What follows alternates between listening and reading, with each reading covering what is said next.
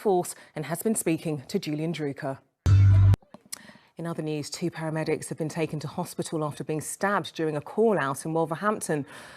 Now, it's been 3 months since theatres and music venues were forced to shut their doors without any idea of when they'll be able to reopen them again. But to make sure they can eventually, the government has announced a £1.5 billion boost to the arts industry. The cash has been cautiously welcomed by bosses who hope it will be enough to secure their future. Our chief correspondent, Tessa Chapman, reports. Well, there's also expected to be more financial support offered to other struggling sectors. The Chancellor is set to announce a series of measures to help Britain's economic recovery from the pandemic on Wednesday. Among them, a possible stamp duty holiday to help home buyers. Here's our political editor, Andy Bell. To Andy, who's in Westminster for us tonight. And Andy, there's also expected to be a lot of pressure on the government to extend the furlough scheme, isn't there? How likely is that to even happen? We can hear more about the government's plans to rebuild the economy in Andy's latest pod. Still to come on 5 News. See you after the break.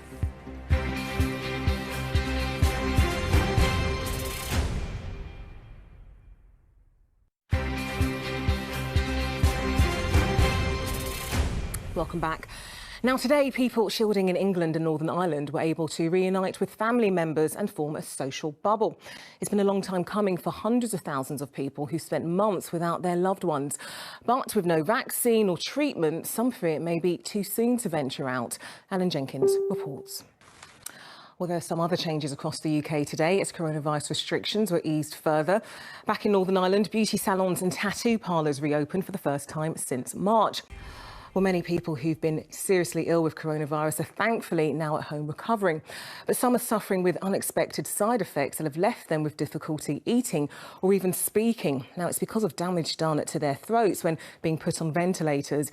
And for some people, it means having to relearn basic life skills. Layla Hayes spoke to some of those at the Somerset NHS Trust.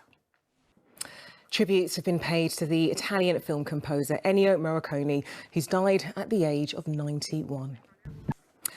Now, this weekend, people in England and Northern Ireland relished in some newfound freedoms for the first time in 3 months. Pubs reopened, weddings resumed, but probably more importantly, hairdressers were allowed to welcome back customers.